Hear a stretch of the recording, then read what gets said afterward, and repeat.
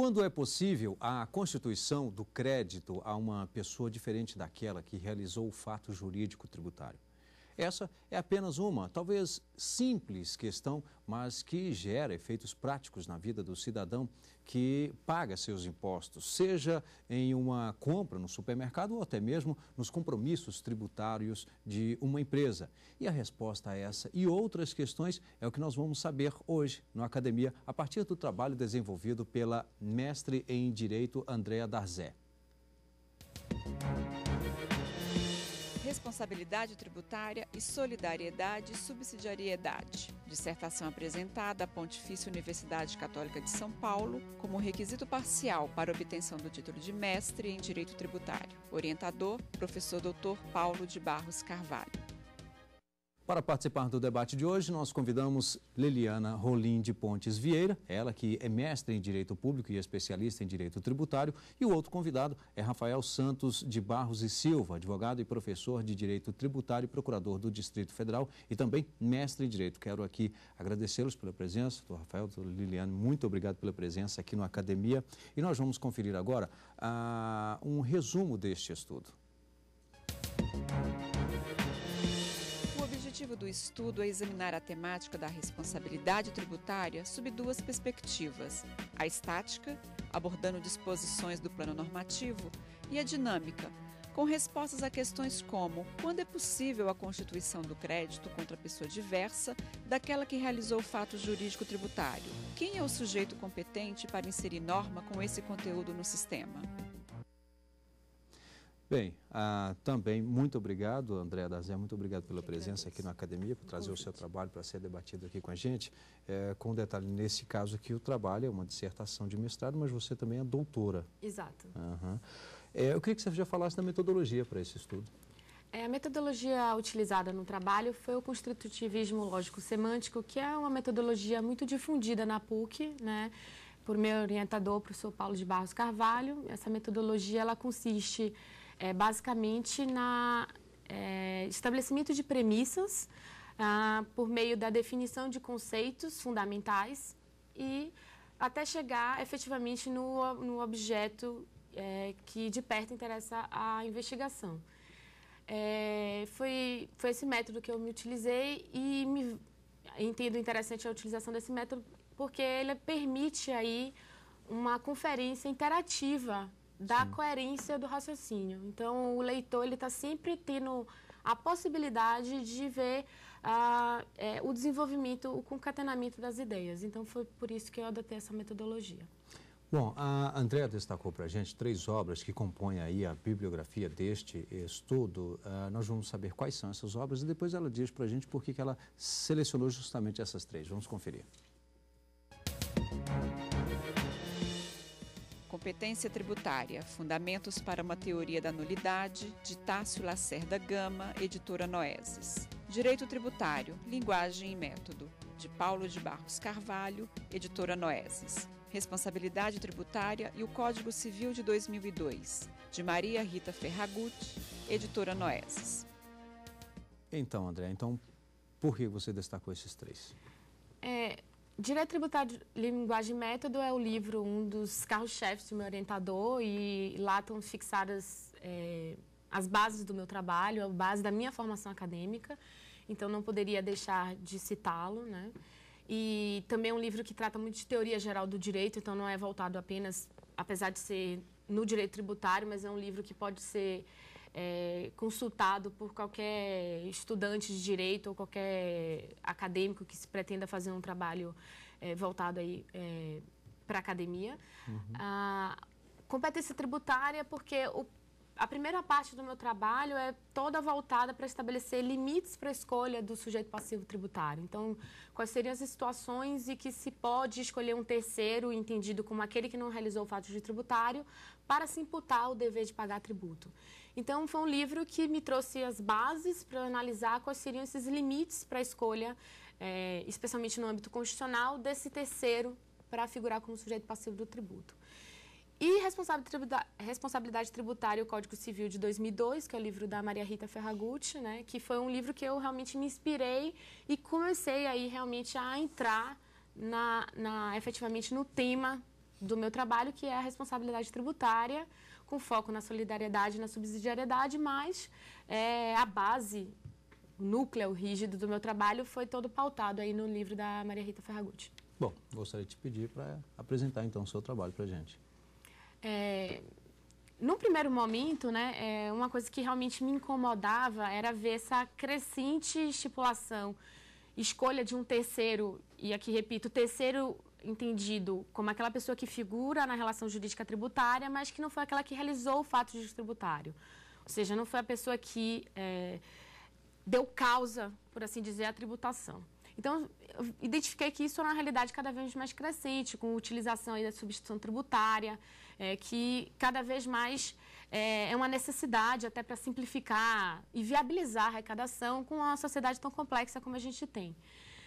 Então, a minha primeira indagação seria, quais são esses limites? Quando que eu posso me valer desses instrumentos? Eu sei que se tem esse interesse do arrecadatório do Estado, mas, por outro lado, eu tenho garantias constitucionais, como o direito de propriedade, como a própria repartição constitucional de competência, o não confisco, a capacidade contributiva. Então, como que eu posso compatibilizar esses dois interesses legítimos, do meu ponto de vista, e permitir uma tributação simplificada, né? Mas que não desvirtue todos esses limites traçados constitucionalmente. Então, o primeiro ponto, a primeira resposta que eu tentei, a primeira pergunta que eu tentei responder foi justamente isso. Quais são esses limites? E aí eu verifiquei que esses limites constitucionais eles estão mais voltados para a repercussão do ônus do tributo do que propriamente para a eleição do sujeito passivo tributário. O que eu quero dizer com isso? Que é possível me valer de um terceiro e colocá-lo no polo passivo da relação jurídica tributária sem que isso necessariamente implique desrespeito a esses limites, a esses princípios constitucionais, desde que eu garanta que o que eu estou levando aos cofres públicos efetivamente seja uma parcela daquela manifestação de riqueza tomada como causa para a tributação. E no nosso sistema jurídico atual, o que se verifica são dois instrumentos que o legislador encontrou para que isso seja garantido, que é a escolha de um terceiro, mas que esteja vinculado ao fato gerador do tributo, e essa vinculação indireta, ou seja, não é a pessoa que aufere a renda, mas é a pessoa que paga a renda, não é a pessoa que presta o serviço, mas é a pessoa que toma o serviço, então ela tem uma relação com o próprio fato gerador do tributo e, por uma questão negocial subjacente, que é tomado como a própria causa da responsabilidade tributária, ele consegue repassar aquele ônus para a pessoa que efetivamente realizou o fato jurídico tributário. Outro instrumento também muito utilizado é quando ele não tem relação com o fato gerador, mas ele tem relação com o realizador do fato gerador do tributo. Isso você vê nos casos, por exemplo, de sucessão. Então, eu adquiro, por exemplo, uma empresa com dívidas tributárias, né? Eu não tenho relação com aqueles fatos, por exemplo, oferi uma receita 3 anos atrás, então eu não tenho relação com esse fato gerador, mas eu tenho relação com a pessoa que realizou. Então, na hora da negociação da empresa, eu consigo transferir esse tributo, que eu sei que eu vou passar a ser sujeito passivo, para aquela pessoa que realizou e que, naturalmente, deveria ser o contribuinte daquele pagamento, daquele tributo. Então, esses foram os mecanismos. À medida que eu fui avançando na pesquisa, eu me deparei com uma situação que me parece mais traumática, mais problemática, de um estudo sistematizado. Porque se a identificação desses limites já não é uma coisa tão tranquila, então a gente às vezes vê arbitrariedades por parte do legislador no momento da instituição do terceiro, do responsável tributário, às vezes não se tem essa preocupação de assegurar mecanismos para que efetivamente haja essa possibilidade de repercussão do ônus do tributo e, com isso, que a tributação efetivamente recaia sobre aquele fato eleito pelo constituinte como causa para a tributação, o problema se acentua ainda muito mais nas situações de como que eu devo constituir esse crédito tributário em face a esse terceiro. Então, ou seja, eu preciso de um auto de infração, eu devo assegurar o contraditório, ampla defesa no âmbito administrativo. Quando que é possível constituir esse crédito? Quem deve constituir esse crédito? Então, nesse segundo momento, foi um momento assim, realmente de uma grande perplexidade, porque pouquíssimos textos sobre esse assunto, a jurisprudência não discute muito essa situação, né? seja no âmbito administrativo, seja no âmbito judicial. Então, realmente, eu identifiquei um ponto muito sensível que precisa de uma maturação e de uma reflexão sobre isso, porque a gente tem todo um regramento bem definido, decretos, instruções normativas, portarias, que regulam como que se deve ser lavrado a auto de infração, como que se deve ser constituído o crédito tributário, lançamento e promulgação, enfim, todas as espécies de constituição do crédito. Mas quando tem uma realidade que envolve o responsável, especialmente quando envolve sujeitos passivos plúrimos, ou seja, solidariedade, subsidiariedade, você não tem qualquer legislação que trate disso. Então, aí, quais são as perguntas que eu me propus a responder? Quando eu tenho mais de um sujeito passivo, tenho uma responsabilidade solidária, como que eu devo constituir esse crédito? E tem uma nuance que precisa de resposta e que não se satisfaz com uma resposta única, é porque muitas vezes o evento da responsabilidade, ele é muito posterior. Então, às vezes, eu tenho um crédito tributário, que seria naturalmente constituído em face da pessoa jurídica, e num segundo momento, às vezes anos depois, você tem uma atuação fraudulenta que vai implicar a responsabilidade solidária, por exemplo, do administrador dessa empresa. Então, o que eu devo fazer nessas situações? Então, foram esses temas que eu tentei aí tratar e trazer algumas respostas que, do meu ponto de vista, satisfatórias, enfim, mas sujeitas aí à reflexão também para essas situações. Bem, nós vamos aqui fazer um rápido intervalo e na volta já com o debate sobre esse tema. Até já.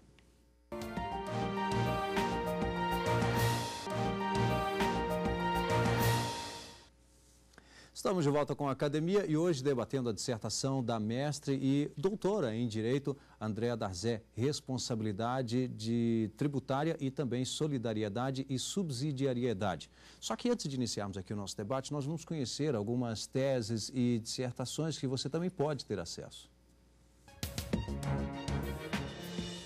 Capacidade contributiva, análise dos direitos humanos fundamentais. De Micaela Domingues Dutra, editora Saraiva, série DP. Lavagem de dinheiro, crime econômico da pós-modernidade. De Rogério Filipeto, editora Lumen Iuris. Terceiro setor e imunidade tributária, teoria e prática. De Fernando Borges Mânica, editora Fórum.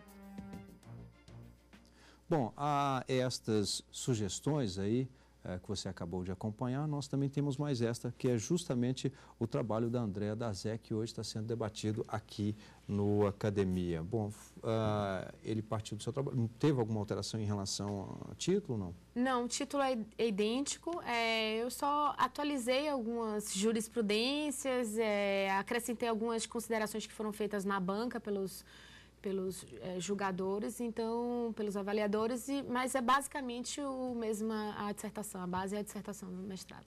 Eu acho que em outras áreas sempre cai essa questão da atualização, mas talvez no direito tributário ela seja mais latente, né? A gente está esgotando essa edição e vamos partir para a segunda edição e tem alguns pontos do trabalho que vão ter que ser reescritos justamente porque foi pautado num panorama jurisprudencial que hoje já foi totalmente revertido. É verdade. Bem, para dar início aqui ao nosso debate, gostaria de convidar a professora Liliana. Pois não. Inicialmente, eu parabenizo pela escolha do tema, que é um tema realmente palpitante no direito tributário. Isto porque o direito tributário é um direito, como é que eu diria assim, coercitivo, onde nós temos uma relação jurídica que ela é muito tensa. De um lado, o Estado, poderoso, exigindo o tributo, de outro lado, esse sujeito passivo, e que muitas vezes, por conveniência, a própria lei, e é um fenômeno que vem se acentuando, atribui a esse terceiro a qualidade de sujeito passivo sem que ele tenha efetivamente atuado como realizador do fato jurídico tributário. Eu gostaria de perguntar à doutora Andréa uma questão que a mim me incomoda muito, muitíssimo, e eu acredito que ela terá muito a contribuir com relação a esse tema. No que diz respeito às contribuições à Previdência, que são também tratadas e reconhecidas pelo Supremo como de natureza tributária. E, no caso, a Lei 8.212, que é a Lei de Custeio da Previdência Social, ela estabelece no seu artigo 30, inciso 9º, a possibilidade de tributação de grupos econômicos de qualquer natureza com relação a obrigações previdenciárias. Então, essa figura do grupo econômico de qualquer natureza, eu gostaria de ouvir a posição da professora com relação à situação como sujeito passivo solidário, como responsável tributário. Muito obrigada pela pergunta. Por coincidência, semana passada chegou um auto de infração lá no escritório e o fundamento foi justamente um auto previdenciário, né? A gente com a consolidação aí da Receita, né? Sob o fundamento aí de grupo econômico, né? E realmente é um tema aí, que em relação aos outros tributos já houve um avanço jurisprudencial no sentido de que a simples circunstância de ser grupo econômico não implica solidariedade. Porque o STJ ele firmou um posicionamento de que o artigo 124, que autoriza a instituição da responsabilidade solidária, ele fala em interesse comum. Mas o interesse comum deve ser interpretado, isso de acordo com a jurisprudência do STJ, que eu acho que realmente caminhou muito bem na evolução do equacionamento dessas dúvidas, no sentido de que o interesse comum não é um interesse comum econômico, mas um interesse jurídico comum. Então, a STJ afirmou o posicionamento de que, ainda que se trate de grupo econômico, para que eu possa responsabilizar os integrantes daquele grupo, eu tenho que ter mais de uma pessoa jurídica realizando o fato gerador do tributo. Então, um exemplo que eu costumo trazer para essas situações por exemplo, uma empresa que venda split, né? Um grupo econômico que venda split. Então, eu tenho uma empresa do grupo que só faz a condensadora, eu tenho uma empresa do grupo que faz a evaporadora e eu tenho outra empresa do grupo que faz assistência técnica, por exemplo. Como que eu coloco no mercado ar-condicionado split, que é formado pela conjugação de evaporadora com a condensadora, eu posso responsabilizar tanto a empresa que faz a evaporadora como a empresa que faz a condensadora. Por quê? Porque elas estão conjuntamente realizando o fato gerador do tributo, que é, no caso, vender a mercadoria ar-condicionado split. Agora, se eu tenho uma empresa que faz tanto a evaporadora como a condensadora e tenho outra empresa do grupo econômico que é só de assistência técnica, cada uma tem suas atividades bem definidas e desde que eu não demonstre aí, por uma fiscalização, que aquilo ali é uma fraude, que eu tenho um abuso de personalidade, ou seja, que, na verdade, não existe essa divisão da personalidade jurídica, então me parece que eu não posso invadir o patrimônio de uma ou da outra porque eu não tenho autorização legal para tanto. Então, o grupo econômico é uma realidade, os particulares eles podem se organizar da maneira que bem aprouver a eles para ter um ganho econômico melhor, então se organizar economicamente em grupos, e isso não faz com que o fisco possa simplesmente desconsiderar essa personalidade jurídica e imputar a responsabilidade solidária. E o STJ, nesse ponto, caminhou muito bem, dizendo que o interesse comum é um interesse comum jurídico. O grande problema, como você mesmo tratou, é que, para as contribuições previdenciárias, para além do artigo 124, eu tenho o artigo 30, que estabelece a responsabilidade solidária pelo simples fato de ser grupo econômico. Para esse tema especificamente, a gente ainda não teve um desfecho do Poder Judiciário, mas me parece que, se tudo caminhar dentro do grau da regularidade, vai acontecer a mesma coisa em relação àquele artigo, salvo engano, era não me recordo agora o artigo de qual, mas aquele artigo da Lei 8.212 também, que estabelecia a responsabilidade objetiva dos administradores pelos débitos tributários. Que esse artigo foi dito que deve ser interpretado em conjunto com o artigo 134 e 135 do CTN, então, portanto, não se pode, ainda que para cobranças de contribuições previdenciárias, se imputar responsabilidade objetiva para os administradores. Então, o que me parece é que o artigo 30 tem que ser interpretado em conjunto com o artigo 124 do CTN. E o artigo 124 do CTN estabelece um limite que é a necessidade de interesse jurídico comum. E interesse jurídico comum entendido como mais de uma pessoa realizando o fato gerador do tributo. Mas, realmente, enquanto não vier uma resposta do judiciário, né, porque no caso da responsabilidade objetiva, tamanha foi o número de decisões nesse sentido que depois esse artigo foi revogado, né? a minha esperança é que esse seja o mesmo desfecho aí para o artigo 30. Professor Rafael. Obrigado, Rimac. Quero cumprimentar a doutora Andréia pelo trabalho, parabenizar a ela e seu orientador, cumprimentar a doutora Leliana por estar aqui debatendo conosco. O tema da doutora Andréia é de uma relevância fundamental para o dia a dia de qualquer pessoa. Qualquer um de nós pode estar sujeito a ser responsável por uma dívida tributária, mesmo sem praticar fato gerador, seremos devedores, não é? E envolve qualquer pessoa, quem compra um bem, quem sucede alguém em uma morte, em uma causa mortis, no ramo empresarial.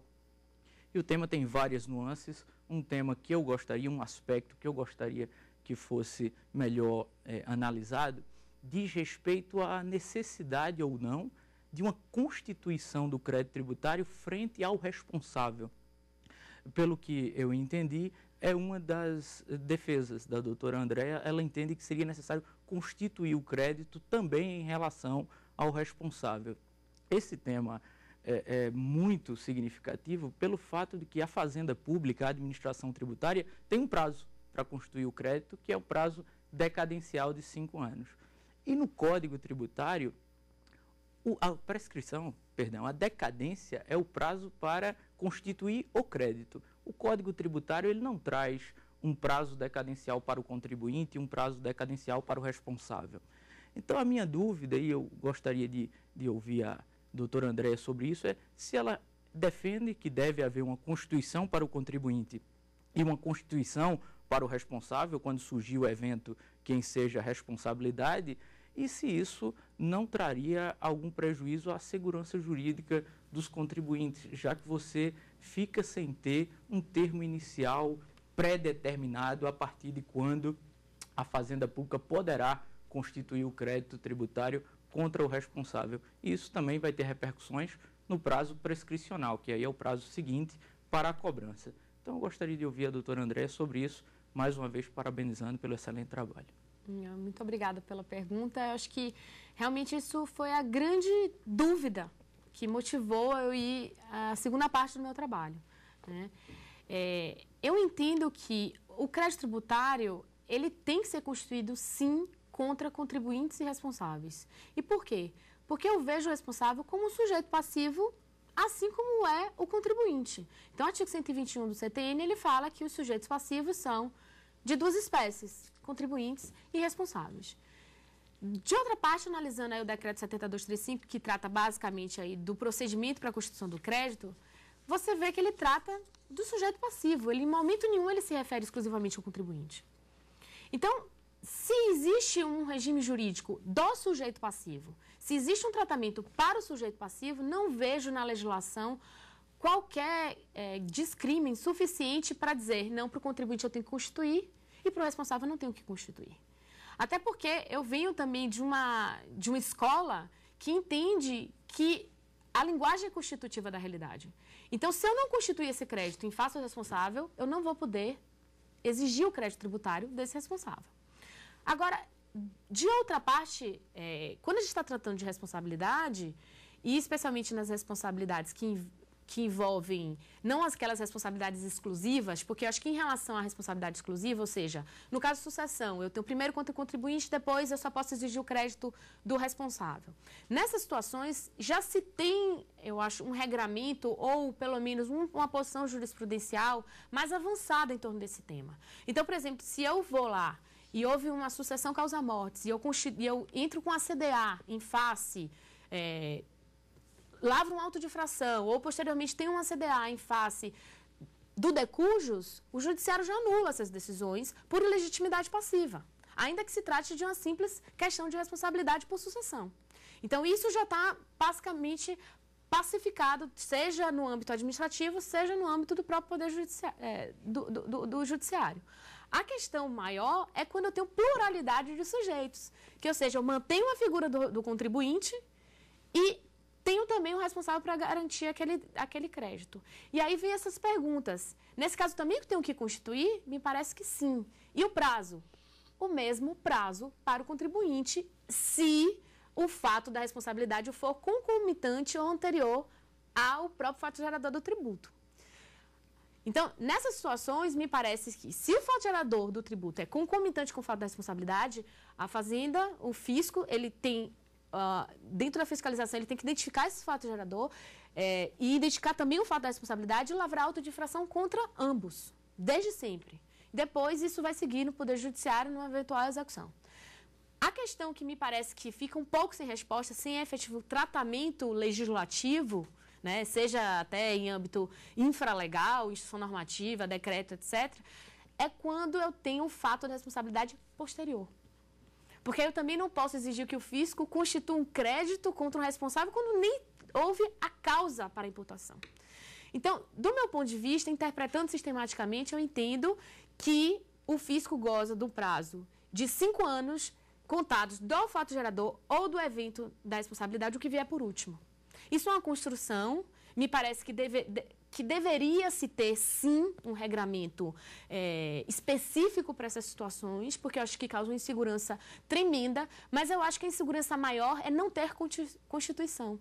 Porque eu tenho que assegurar, imagine umas situações que é o que a gente tem na maior realidade, de responsabilidade decorrente de dolo, de fraude.